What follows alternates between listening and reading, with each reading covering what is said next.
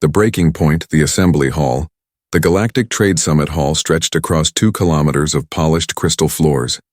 Above, a dome showed the stars in perfect clarity.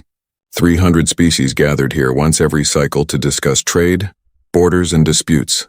The hall was designed to make everyone feel equal, but some platforms floated higher than others.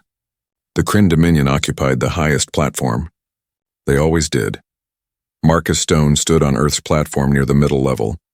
He had served as Earth's chief diplomat for 12 years.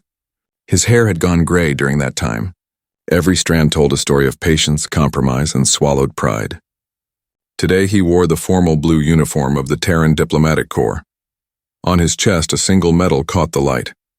It was the Peace Service Star, awarded to those who had maintained peace for over a decade. Beside him stood his aide, Lieutenant Sarah Kim. She was young, barely 30, with sharp eyes that missed nothing. She carried a data tablet that contained 25 years of Earth's peaceful record. Every treaty honored, every dispute resolved through words, every insult ignored. Sarah's hands gripped the tablet tighter than necessary. She knew what was coming. The Kryn ambassador rose from his high platform. His name was Vexthor, and he stood 3 meters tall with scales that shimmered like oil on water. The Kryn were apex predators on their world. They brought that mentality to the stars. Vexthor's voice boomed across the hall without amplification. The human delegation requests time to address a minor border incident. We shall hear them, though this matter barely warrants our attention. Marcus felt the dismissal like a physical blow, but his expression remained calm. He had practiced this calm for 12 years. He activated the central hologram. Images appeared above the assembly. A space station, clean and white, with red crosses marking it as medical facility. Then fire, explosions, bodies floating in the void. The timestamp showed this happened 6 days ago. Honored members of the assembly, Marcus began, his voice steady. This was Medical Station Prometheus. It orbited the neutral moon of Tarsus 7. The station treated patients from 40 different species. We asked for nothing in return. It was our gift to the galaxy, proof that humans value all life. The hologram showed doctors and nurses working. A Kryn child being treated for a genetic disorder. A Thexian elder receiving surgery, species from across the galaxy finding help. Then the Kryn warships appeared. 6 of them armed and ready. The station had no weapons. It never did. Medical stations were protected by every galactic law. The Kryn fleet fired without warning. They destroyed the station completely. 500,000 beings died. 300,000 were human medical staff. The rest were patients from your worlds. Your people. Silence filled the hall. On the screens, the station broke apart. The escape pods launched but were shot down systematically. No survivors. The Kryn had made sure of that. Marcus looked directly at Vexthor. We followed protocol. We filed the incident report within 1 hour. We provided all evidence. We requested assembly intervention. That was 6 days ago. We have received no response. Vexthor laughed. The sound echoed through the hall like stones grinding together. Several other species joined him. Not all, but enough. The Kryn had allies, species that benefited from their protection or feared their wrath. Ambassador Stone, your facts are incomplete. The station was in disputed territory. We issued warnings. Your people ignored them. They refused to evacuate. Actions have consequences. Marcus had prepared for this response. He pulled up documented communications. Time-stamped messages showing Earth requesting permission to build the station 15 years ago. Approval granted by the assembly. Surveys confirming the moon was in neutral space. Registration of the station as a medical facility under assembly protection. Every rule followed. Every law obeyed. There was no dispute. The territory was neutral. The assembly approved our presence. We followed every regulation. Marcus's voice remained level, but something flickered in his eyes. Sarah saw it and felt a chill run down her spine. She had seen that look once before, during a training scenario about Earth's history. Regulations change, Vexthor said with a dismissive wave. The strong adapt. The weak complain. He looked around at the other ambassadors. Humans are excellent at complaining. It seems to be their only skill. More laughter. Not as much this time. Some species looked uncomfortable. The Viridian ambassador, a plant-based being named Chlortel, leaned forward with concern. The Thexians, whose elder had been treated on Prometheus, remained silent, but their thermal signatures showed distress. Still, no one spoke against the Kryn. Marcus turned to the assembly moderator, a neutral AI construct that managed proceedings. Moderator, I request formal arbitration. The Kryn have violated 13 assembly laws. They destroyed a protected facility. They killed civilians from 40 species. They must face consequences. The moderator's voice was emotionless. Request noted. However, the Kryn claim self-defense under territorial rights. Without unanimous agreement that laws were broken, this body cannot act. Does anyone wish to support formal arbitration? The hall fell silent. Ambassadors looked away. Some studied their data screens. Others suddenly found the dome fascinating. Not one voice rose in support. The Viridian ambassador looked like he might speak, then thought better of it. The message was clear. The Kryn were too powerful. No one would risk their anger. Marcus stood perfectly still. Sarah watched him, and for the first time in 12 years she saw something break inside him. Not visible to others, but she knew him well enough. His jaw tightened just slightly. His breathing changed by a fraction. His left hand, which had been relaxed, slowly curled into a fist. I see, Marcus said quietly. Then humanity formally requests a recess of 72 hours. We need to consult with Earth regarding our continued participation in this assembly. Vex Thor laughed again. Take a week. Take a month. Consult all you wish. Humans are good at talking. Perhaps you can file more complaints. I believe you are approaching 1,000 total. Quite an achievement. The assembly erupted in scattered laughter. Not everyone, but enough to make the point. 25 years of peace meant nothing. 500,000 dead meant nothing. Earth's consistent adherence to every law meant nothing. They were weak, and weakness earned only contempt. Marcus bowed formally, the gesture of respect drilled into him through years of training. 72 hours. Thank you, moderator. He turned and walked toward the exit. Sarah followed, her mind racing. She had never seen him request a recess before. In 12 years, Marcus had always pushed forward, always found another argument, another compromise. They walked through corridors of flowing architecture. Other diplomats passed them. Some looked sympathetic. Most looked bored or amused. In the human quarters, Marcus finally stopped. He stood at the observation window, looking out at the stars. For a long moment, he said nothing. Sir? Sarah finally asked. Marcus pulled out a secure communication device from his jacket. It was small, black, and encrypted with codes that would take the Kryn centuries to break. Not that it mattered anymore. He activated it and spoke clearly. Priority Alpha transmission to Geneva. Eyes only for President Alvarado, General Morrison, and the Security Council. Sarah's breath caught. Priority Alpha had never been used. It meant the highest possible emergency. It meant war was being considered. Subject, Prometheus Station massacre. 500,000 confirmed dead. Assembly refuses intervention. All diplomatic options exhausted. 25 years of peaceful coexistence has been rejected by Galactic community. Marcus paused, then spoke words that changed everything. Recommendation, protocol exodus. The device confirmed transmission. Marcus set it down and turned to face Sarah. She was staring at him with wide eyes. Protocol exodus. Every human in the diplomatic service knew what it meant. Every human in the military knew what it meant. It was the plan created on the day Earth joined the assembly. The plan that said if peace failed completely, if every option was exhausted, if they forced humanity's hand, then Earth would reveal what it had been hiding. Sir, are you certain? Sarah's voice was barely a whisper. Marcus looked at her and she saw something in his expression she had never seen before. Not anger. Not hatred. Certainty. Cold. Absolute certainty. For 25 years I have believed in this process. I believed that if we were peaceful enough, reasonable enough, law-abiding enough, they would accept us as equals. I was wrong. They see us as prey. Weak. Helpless. They killed 500,000 of our people and laughed about it. He turned back to the window. I spent 12 years learning to talk instead of fight. I learned every negotiation technique. I studied every species' culture. I became the perfect diplomat. You are the perfect diplomat, sir, Sarah said. Yes, but before I was a diplomat, I was something else. Marcus's reflection in the window looked tired and sad. I was a soldier. Earth Defense Force, Special Operations. I fought in the Luna Uprising. I helped end the Mars Independence War through negotiation because I understood war well enough to know peace was better. Every human diplomat has military training. We all remember what we were. what we can still be. Sarah processed this. She had known Marcus had military background, but not the details. The Luna uprising had been brutal. The Mars War had nearly torn humanity apart. Those conflicts taught Earth a terrible lesson. Humans were too good at killing each other. They had to choose peace or face extinction. How long until they respond? She asked. Marcus checked his device. A message was already coming through. His expression did not change, but he stood straighter. The vote is complete. Protocol Exodus authorized. Unanimous decision.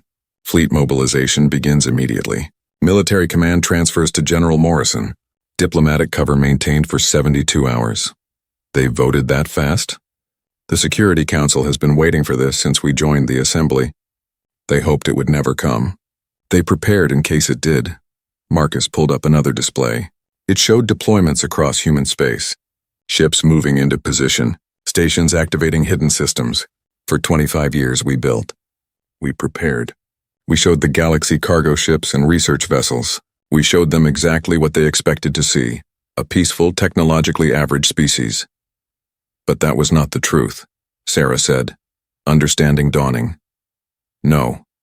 We learned deception is a weapon. The Kryn taught us that. Every species taught us that. They scan our ships and see primitive drives and basic weapons. They never scan deeper. They never question why a cargo ship needs such strong reactors. They never wonder why our research vessels visit so many systems. They decided we were weak and they stopped looking. Marcus activated a tactical display. It showed the Kryn home system. Their primary fleet surrounded their homeworld, a display of strength. They had 200 capital ships, 500 support vessels, thousands of fighters, the largest military force in the galaxy. They had never lost a war. Then the display updated. New signatures appeared. Human ships, hundreds of them, already in position around the Kryn system. They had been there for weeks, hidden by stealth technology the galaxy did not know humans possessed. Watching. Waiting. 72 hours, Marcus said softly. In 72 hours I return to the Assembly. I deliver humanity's final diplomatic message. Then the Kryn learn what humans are when we stop being diplomats. What are we? Sarah asked. Marcus was quiet for a moment, looking at the tactical display. When he spoke, his voice was sad. We are the species that almost destroyed itself. We are the species that built weapons capable of ending worlds and used them on each other. We learned to talk because we had to. Because the alternative was extinction. We chose peace not because we were weak, but because we understood the cost of war too well. He paused. The Kryn are about to learn why we tried so hard to forget what we were. They are about to meet the other side of humanity. The countdown began. 72 hours until revelation. 72 hours until the galaxy learned the truth. 72 hours until 500,000 deaths were answered. On Earth, in the underground command center in Geneva, President Elena Alvarado looked at the same tactical displays. Around her sat the leaders of every nation, every military branch, every intelligence service. The room had been built for this exact moment, hoped to never be needed, but ready nonetheless. General Catherine Morrison stood at the head of the table. She was 60 years old with iron-gray hair and eyes that had seen 3 wars before Earth unified. She had never fought an alien species. No human had. But she had studied warfare for 4 decades. She understood strategy, tactics, and most importantly, she understood human nature. The vote is unanimous, President Alvarado said. Protocol Exodus is authorized. General Morrison, you have command. Morrison activated the holographic display. The galaxy appeared, rotating slowly. Red marked Kryn territory. Blue marked human space. There were dozens of other colors for other species. For 25 years we prepared for this day, Morrison began. We built ships that looked primitive but contained technology decades ahead of anything the galaxy has. We hid 70% of our true military capability. Our cargo vessels, half our warships in disguise. Our research stations, military bases. Our mining operations, fleet supply depots. How did we hide it from their sensors? Asked Admiral Chen Rivera, commander of the Pacific Fleet. Dr. Sarah Okonkwo answered. She led the Advanced Weapons Division. We built our ships to look weak intentionally.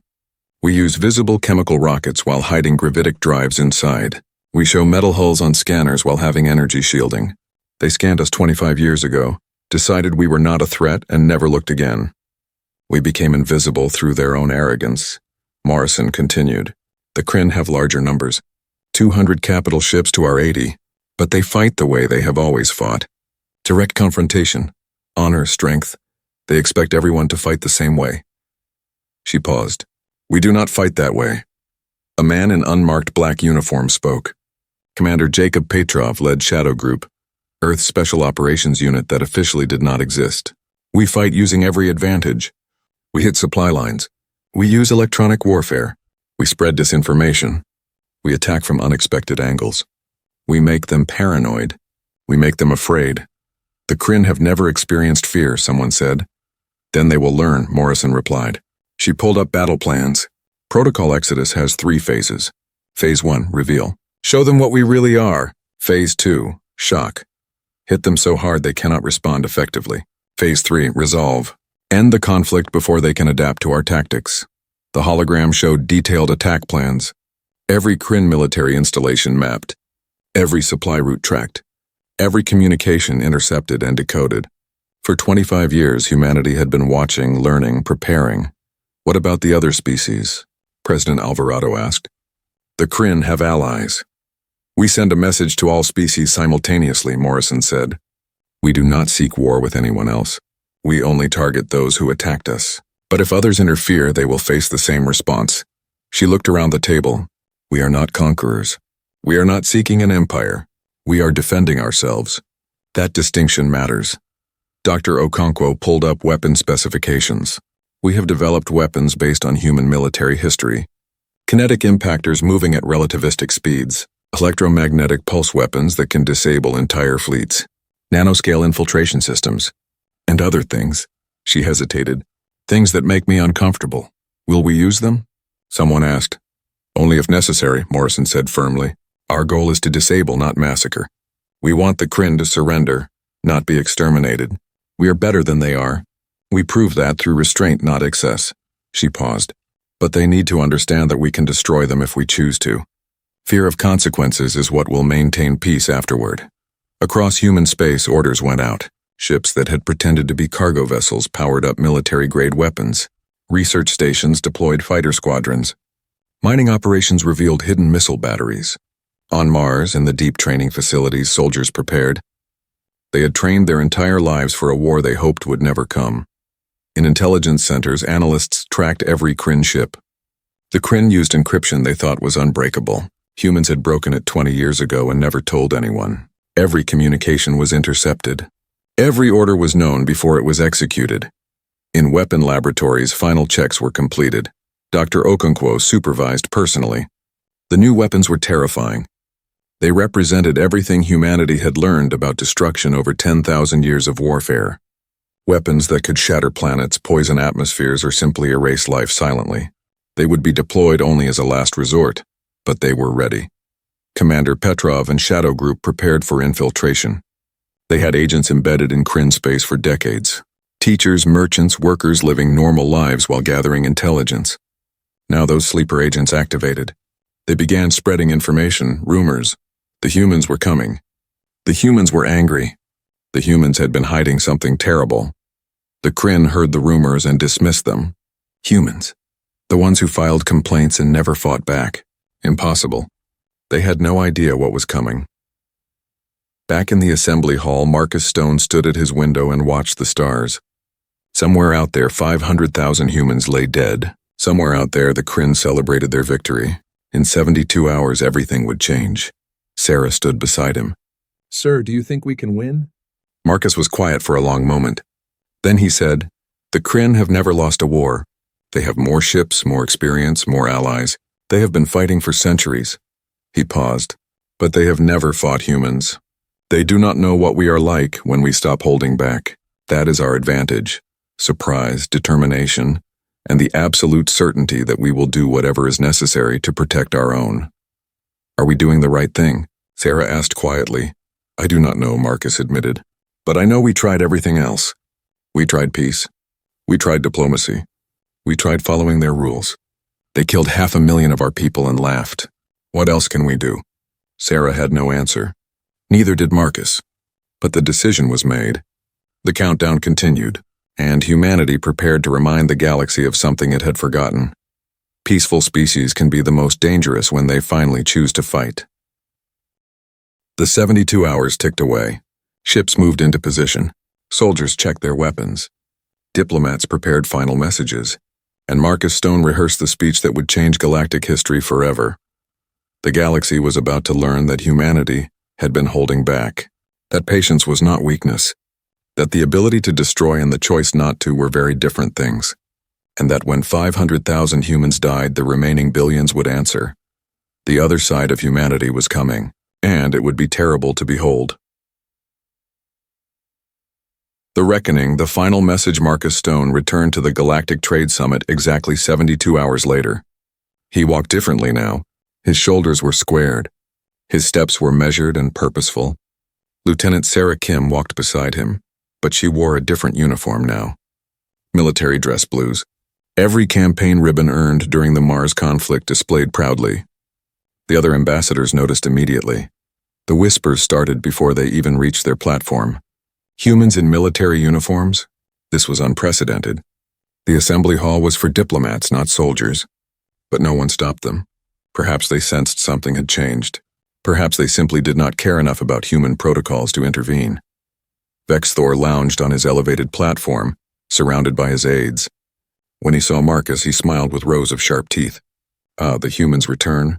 Have you finished your consultation? Did you file your complaint properly this time?" Several ambassadors laughed. The Kryn had allies who enjoyed his cruelty. The Zarkonian delegation, brutal conquerors themselves, found it particularly amusing. The Helixians, who profited from Kryn military contracts, joined in the mockery. Marcus stepped onto Earth's platform. He did not bow. He did not offer the traditional greeting. He simply activated the central holographic display. Every ambassador could see it. Every species watching from their home worlds could see it. The hologram showed Earth, but not the Earth they knew from diplomatic files. This Earth was burning, cities in ruins, mushroom clouds rising from multiple continents, bodies in streets, civilization collapsing. "This is Earth in the year 2087, Marcus said. His voice carried across the entire hall, clear and strong. We had developed nuclear weapons. We used them on each other. We nearly destroyed ourselves. 4 billion humans died in 7 years. Our cities became graveyards. Our oceans turned poisonous. Our sky turned dark. The chamber fell silent. Even Vexthor stopped smiling. The images continued. Desperate humans fighting over scraps of food. Children dying from radiation sickness. Entire nations ceasing to exist. Then came the resource wars, another billion dead. We fought with conventional weapons because we had run out of nuclear ones. We fought with knives and rocks when we ran out of bullets. We fought until there was almost nothing left to fight over. The hologram changed. It showed the slow rebuilding. Survivor communities coming together. The formation of the unified Earth government. The painful process of learning to trust each other again after so much death. We survived. Barely. And we learned the most important lesson in human history. We were too good at killing. Too efficient at destruction. Too willing to sacrifice everything for victory. We had a choice. We could continue being warriors and eventually destroy ourselves completely, or we could become something better. Now the hologram showed humanity's first contact with alien species, the moment they discovered they were not alone. The joy and hope in human faces. The decision to join the Galactic Assembly. When we joined this assembly 25 years ago, we chose peace. We chose diplomacy. We chose to be the species we wanted to be, not the species we were. We hid our weapons. We hid our warships. We presented ourselves as peaceful explorers and traders. Marcus's voice grew colder. You mistook our choice for weakness. You mistook our peace for inability to fight. You were wrong. The hologram changed again. Now it showed human military history. Not the recent wars, but ancient ones. Roman legions conquering continents. Mongol hordes sweeping across empires. Naval battles with thousands of ships. Aerial combat with jet fighters. Strategic bombing campaigns that leveled cities. The evolution of human warfare over 10,000 years. Humanity has been at war with itself for our entire history. We perfected the art of killing. We developed strategies that your species have never imagined. We created weapons that could end worlds. We learned deception, ambush, psychological warfare, total war, and guerrilla tactics. We became experts at destruction. Vexthor rose from his platform. Ambassador Stone, this presentation is inappropriate. We do not care about your primitive history. Your species fought with crude weapons on a single planet. We have conquered star systems. Sit down, Marcus said quietly, but something in his tone made the massive Kryn pause. You will listen because this is the last time humanity speaks as diplomats. Marcus looked around the hall. For 25 years, we followed every law. We filed proper documentation. We sought peaceful resolution to every dispute. We built hospitals and shared our medical knowledge. We asked for nothing except to be treated fairly. His voice hardened. And then you destroyed Medical Station Prometheus. You killed 500,000 beings. 300,000 were human doctors and nurses who dedicated their lives to helping others. And you laughed. The hologram changed one final time. Now it showed real-time tactical data, the Kryn home system. Their mighty fleet positioned around their home world. 200 capital ships, 500 support vessels, the pride of the Kryn Dominion, and surrounding them, appearing on sensors for the first time, were human ships. Not dozens, not hundreds. Over 1,000 vessels, all in attack formation, all armed, all waiting. The chamber erupted in chaos. Ambassadors leaped to their feet. Some shouted questions. Others frantically contacted their homeworlds. Vex Thor stared at the display, his scales turning pale. Impossible, he hissed. We scanned your forces. You have cargo ships, research vessels. You are a minor military power. You scanned what we allowed you to scan, Marcus replied. Our cargo ships have military-grade weapons hidden inside civilian hulls. Our research vessels are intelligence platforms with enough firepower to destroy cruisers. Our mining stations are military bases. For 25 years, we built in secret. We prepared. We hoped we would never need it, he paused. You forced us to need it. Sarah stepped forward and activated additional displays. They showed human ships across the galaxy, not just in Kryn space. They were positioned near every major military installation, every trade route, every strategic location. While you celebrated murdering our people, while you laughed at our complaints, we were moving into position. You gave us 72 hours. We used them. Marcus's voice was ice. Humanity has a message for the Galactic Assembly, for the Kryn Dominion, for anyone who believes humans are weak. He paused, and the silence was absolute. We tried peace. Now you will meet the other side of humanity.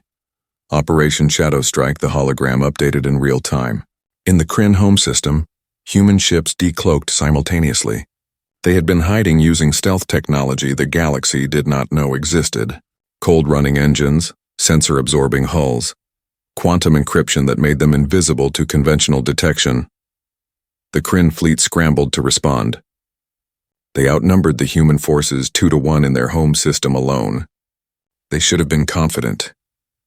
They were not. Something about the way the human ships moved was wrong. Too coordinated, too precise, like they knew exactly what the Kryn would do before they did it. Because they did. Admiral Chen Rivera commanded the Earth fleet from the UESS Yamato. The ship was humanity's newest flagship, built in secret at the Neptune shipyards. It was smaller than Kryn capital ships, but faster and far more advanced. On the bridge, tactical displays showed perfect real-time intelligence. All ships, this is Admiral Rivera. Operation Shadow Strike is authorized. Remember, we disable, not destroy. We are not murderers. We are defenders. She paused. Show them what happens when they push humans too far. Execute. The human fleet moved as one entity. Not in traditional formation, but in a pattern the Kryn had never seen. Small groups of 3 to 5 ships spreading across the system in dozens of clusters. When the Kryn moved to engage one cluster, others would strike from different angles. The first human weapons hit before the Kryn could raise full shields. Not energy weapons that the Kryn expected. Kinetic impactors. Dense metal slugs accelerated to 3% of light speed. They struck with the force of nuclear weapons but left no radiation. Kryn capital ships shuddered under the impact. Armor-plated shattered. Systems failed. The Kryn returned fire with their plasma cannons, massive bolts of superheated energy that could melt through battle armor. But the human ships were not where the targeting system said they would be. They moved with impossible agility, dodging attacks that should have been unavoidable. They are using predictive algorithms, Vex Thor's fleet commander reported, his voice shaking. They know our firing patterns. They anticipated our movements. Because humans had been intercepting Kryn communications for 20 years, Every tactical manual, every training exercise, every battle simulation was stored in human databases. Earth's artificial intelligence systems had analyzed Kryn doctrine so thoroughly, they could predict responses with 98% accuracy. The human clusters struck systematically. They targeted engines first, not weapons. Kryn ships lost mobility but could still defend themselves. Then they hit power generators. Ships went dark, drifting helplessly. The Kryn tried to adapt, but every new formation they attempted had already been countered in human war games years ago. Commander Jakub Petrov watched from the bridge of the UESS Phantom. His ship was smaller, designed for special operations. While the main fleet engaged the Kryn Navy, Petrov's mission was more surgical. Shadow Group. All teams report status, he said calmly. Team Alpha in position at primary communication hub. Team Beta has infiltrated Central Command. Team Gamma standing by at the Planetary Defense Network. Petrov had 50 operatives inside Kryn infrastructure. They had infiltrated days ago using captured identification and perfect mimicry of Kryn behavior. Humans had studied every species in the assembly obsessively. They spoke languages fluently. They understood cultural nuances. They could pass as natives when necessary. Execute Phase 2, Petrov ordered.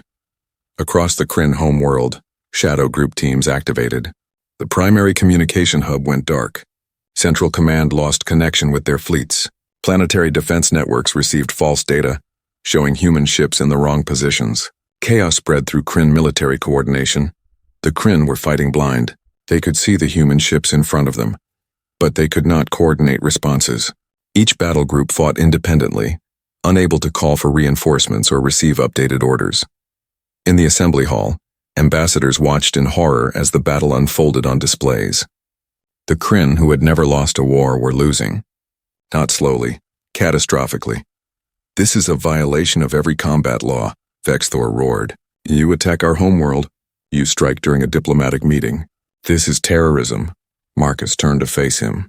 You destroyed a medical station.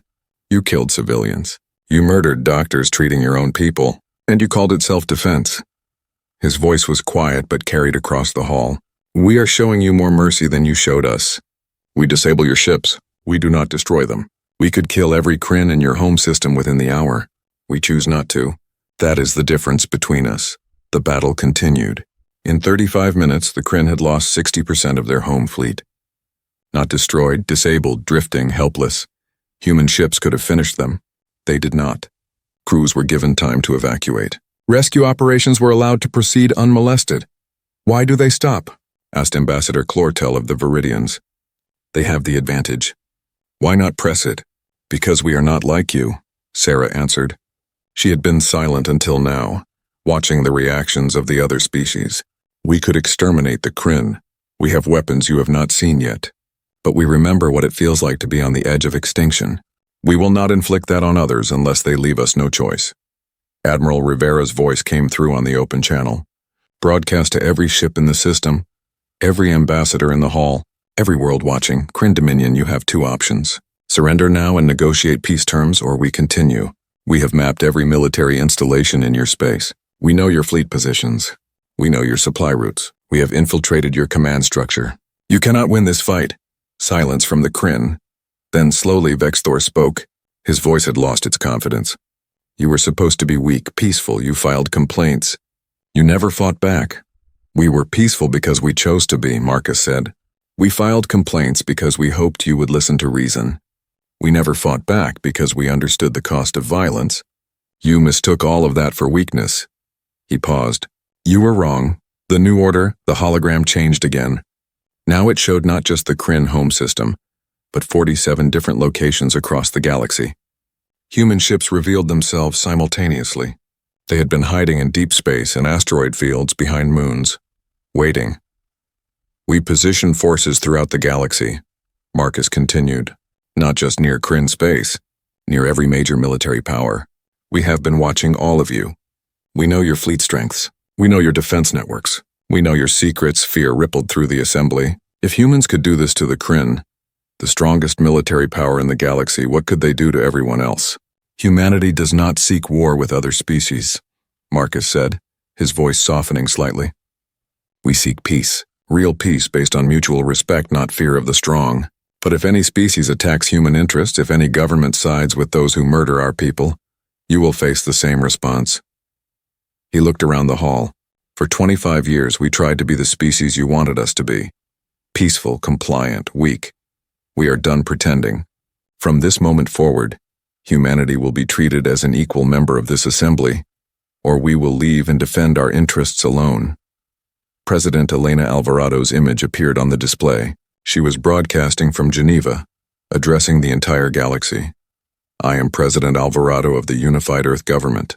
Today, humanity has revealed its true capabilities not because we seek dominance, but because we demand respect. We will not be victims. We will not be dismissed. We will not watch our people die while this assembly does nothing. She continued. We propose new terms for galactic peace. First, all species agree to honor medical facilities as absolutely neutral territory. Second, attacks on civilian populations will be met with immediate collective response. Third, the assembly will have actual authority to enforce its laws, not merely discuss them. Fourth, military strength will not exempt anyone from consequences. These are unreasonable demands, the Zarkonian ambassador protested. You cannot dictate terms to the entire galaxy. We are not dictating, President Alvarado replied. We are offering a choice. Accept these terms and we return to peace. We share our technology. We continue being good neighbors. Reject them and humanity withdraws from the assembly. We defend our own interests. We form alliances with species who value justice over power, and we ensure that any species that threatens us faces consequences. She paused, letting that sink in. The galaxy is watching. Choose wisely. In the Kryn home system, Admiral Rivera waited for a response. The disabled Kryn ships floated helplessly. They could still communicate, but they could not fight. They could not escape. They were at humanity's mercy. Finally, a transmission came through. Not from Vexthor, from someone else. An older Kryn with white scales and tired eyes. I am High Commander Cravath of the Kryn Defense Council. Ambassador Vexthor has been removed from his position. The Dominion requests immediate ceasefire and negotiation. Admiral Rivera nodded. Ceasefire granted. Begin evacuation of damaged vessels. We will not interfere. Negotiations will begin within 12 hours. The battle stopped. Human ships maintained position but ceased firing. Rescue operations began. Kryn crews were allowed to evacuate safely. Medical supplies were even offered by human vessels, though they were refused initially out of pride. Later, quietly, they were accepted. In the assembly hall, Vexthor stood frozen, staring at the displays showing his fleet's defeat.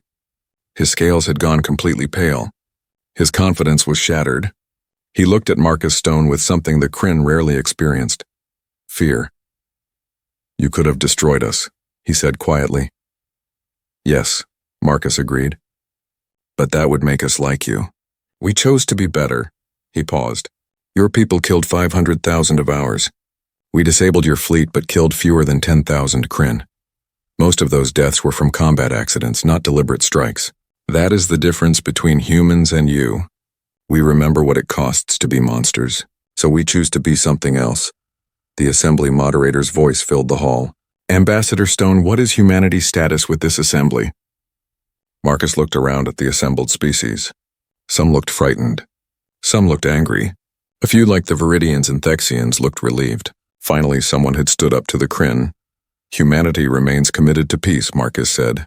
But we will no longer accept being treated as inferior. We will no longer watch our people die while this body debates endlessly.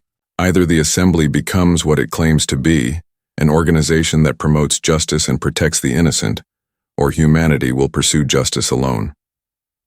Over the following weeks, the galaxy changed. The Kryn signed a peace treaty with harsh terms. They paid reparations for Prometheus Station. They withdrew from disputed territories. They accepted assembly oversight of their military actions. For the first time in their history, the Kryn had been humbled. Other species took note.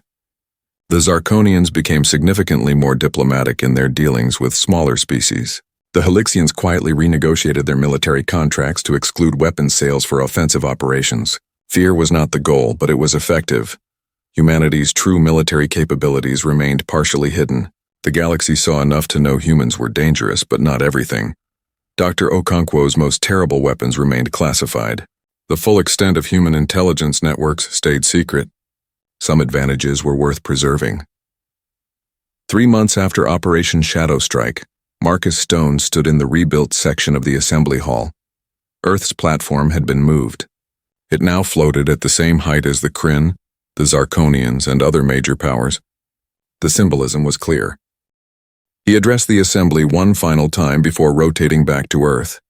A new ambassador would take his place, but Marcus wanted to deliver one last message. For 25 years, I believed that peace was simply the absence of violence. I was wrong. Real peace requires mutual respect. It requires the understanding that violence has consequences. It requires strength, not just good intentions. He looked around the hall. Humanity tried to show you we were peaceful by never fighting back. That was a mistake. We should have shown you we were peaceful by demonstrating we could fight, but chose not to. That is the lesson we have learned. That is the lesson we hope you learn too. We do not want to be warriors. We spent 10,000 years perfecting war and it nearly destroyed us. We want to explore. We want to learn. We want to build. But if you force us to fight, you will lose. Not because we are stronger, though we might be. You will lose because we understand the cost of war better than you do. We will do whatever is necessary to protect our people. We will not hesitate. We will not show mercy to those who show us none. He paused. But we will always prefer peace. We will always choose diplomacy first. We will always try to find a better way. That has not changed. What has changed is that now you know what happens if you reject peace. You know what humanity looks like when we stop holding back. Marcus bowed formally, the gesture he had given 1,000 times before, but now it was returned by every ambassador in the hall. Respect, earned through strength and restraint both. Back on Earth in the command center in Geneva, General Morrison deactivated the tactical displays. The crisis was over. The fleet was standing down. Soldiers returned to normal duties, but the weapons remained ready. The stealth ships remained hidden. The intelligence network remained active. Do you think this will last? President Alvarado asked. Morrison considered the question carefully. For a generation, perhaps. Long enough for the galaxy to learn we mean what we say, that we will defend ourselves but seek peace. Eventually, someone will test us again. Someone always does. And then we remind them, quickly and decisively. The lesson must be clear. Humanity values peace, but we are capable of war. We choose the former. Do not force us to choose the latter. Dr. Okonkwo joined them. The Assembly has requested access to our medical technology. They want to rebuild Prometheus Station as a joint facility. Every species contributing, that is a start, Alvarado said. Something good from something terrible. On Mars, Commander Petrov debriefed his Shadow Group teams. They had performed flawlessly, but he saw the weight in their eyes. They had been inside enemy installations. They had caused chaos that led to deaths, even if indirectly. They were soldiers, but they were also human. You did what was necessary, Petrov told them. You saved lives by ending the fight quickly. The Kryn would have dragged out this war for years if we had fought conventionally. Millions would have died. You prevented that. But we became the thing we feared, one operative said quietly. We became warriors again. No, Petrov said firmly. Warriors glorify violence. We regret it. We wish it had not been necessary. That is why we are still human, still moral. We did not enjoy this. We did not want this. We did what we had to do, and now we return to peace with relief, not disappointment. That is the difference. Across human space, memorials were built for the 500,000 dead from Prometheus Station. Every name was recorded. Every life remembered. The Kryn sent official condolences required by the peace treaty. Some were sincere. Most were not. It did not matter. The dead were honored. The living moved forward. Lieutenant Sarah Kim received a promotion and a new assignment. She would serve as military attaché to the new Earth ambassador. Her role was to remind the Assembly that human diplomats had soldiers standing behind them now. Visible. Ready. Marcus Stone retired from diplomatic service. He returned to his family farm in New Zealand, far from politics and power. He spent his days tending sheep and watching the stars. Sometimes he thought about the choices he had made, the war he had helped start, the peace he had helped secure. He received a letter from Admiral Rivera. It contained a single line. You gave them a chance. They refused it. History will remember you tried. Marcus was not sure if that was comfort or condemnation, perhaps both. He had been a peacemaker who authorized war. He had been a diplomat who revealed humanity's capacity for violence. He had tried to be better than human nature, and when that failed, he had embraced it. The galaxy continued. Trade resumed. New treaties were signed. The Assembly reformed its structure to have actual enforcement authority. Smaller species, emboldened by humanity's example, began demanding fair treatment. The balance of power shifted subtly but significantly, and humanity returned to what they wanted to be: explorers, scientists, builders. But now everyone knew the truth. Humans were peaceful by choice, not necessity. They valued life. They sought cooperation. They preferred words to weapons. But if you forced them to fight, they would show you 10,000 years of accumulated knowledge about warfare. They would use every advantage, every tactic, every weapon. They would not fight with honor. They would fight to win. And they would not stop until the threat was eliminated or peace was restored. The message was clear, carved into galactic consciousness through one swift, brutal demonstration. We tried peace. Now you know the other side of humanity. Choose wisely which one you want to meet. The stars continued to shine. Human ships moved among them, trading and exploring. But every cargo vessel had weapons. Every research station had defenses. Every diplomat had soldiers nearby. Humanity had learned the final lesson: hope for peace, but prepare for war. And the galaxy remembered. They remembered Prometheus Station. They remembered Operation Shadow Strike. They remembered that the peaceful humans who filed complaints and followed rules could become something terrifying when pushed too far. They remembered, and they chose peace. Not out of love, out of wisdom, because they had seen what happened when humanity stopped trying to be better than their nature, and they had no desire to see it again.